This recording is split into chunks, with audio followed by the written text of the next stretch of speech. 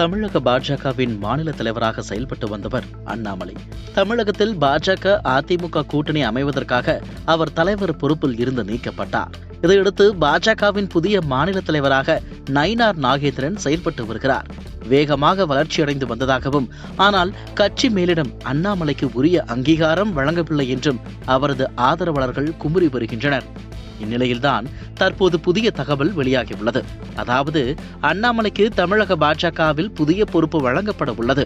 அதன்படி தமிழக பாஜக சக்தி கேந்திராவின் தலைவர் அல்லது தலைமை பொறுப்பாளர் பதவியை பாஜக வழங்க உள்ளதாக தகவல்கள் வெளியாகியுள்ளது.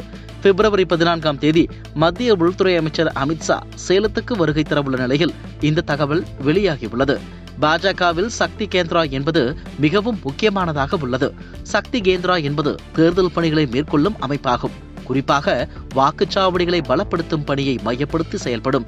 தமிழகம் முழுவதும் இருக்கும் வாக்குச்சாவடிகளை ஒருங்கிணைக்கும் பணியை இந்த சக்தி கேந்திரா செய்யும். தமிழக பாஜகவில் மாநில, மாவட்ட, மண்டல நிர்வாகிகளுக்கு கீழ் ஓட்டுச்சாவடிகளில் கிளை அமைப்பு நிர்வாகிகள் உள்ளனர். இதில் 3 வாக்குச்சாவடிகளுக்கு ஒருவர் பொறுப்பாளராக நியமிக்கப்பட்டுள்ளார். இப்படி 3 வாக்குச்சாவடிகளுக்கான பொறுப்பாளராக இருப்பவர்தான் சக்தி கேந்திரா பொறுப்பாளர் என்று அழைக்கப்படுகிறார். இவர்களின் பணி தங்களுக்கு கீழ் உள்ள வாக்குச்சாவடிகளின் பொறுப்பாளர்களை ஒருங்கிணைத்து மக்களை அதிகளவில் தேர்தலில் வாக்களிக்க வைக்க வேண்டும். இதனால் தான் பாஜகவில் சக்தி கேந்திரா பொறுப்பாளர் பதவி முக்கியமான ஒன்றாக உள்ளது. தமிழக பாஜகவில் மொத்தம் 25,000 பேர் வரை சக்தி கேந்திரா பொறுப்பாளர் பொறுப்பில் உள்ளதாக கூறப்படுகிறது.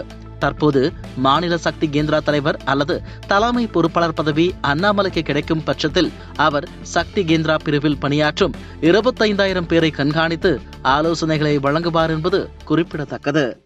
கரையோ அழுக்கோ மனசுல இல்லாம துணியில மட்டும் இருக்கட்டும், அத நாங்க நீக்கிடுறோம். கவலைப்படாத கண்ணா, இதுக்கெல்லாம் ஒரே சொல்யூஷன் லெபனான் தான்.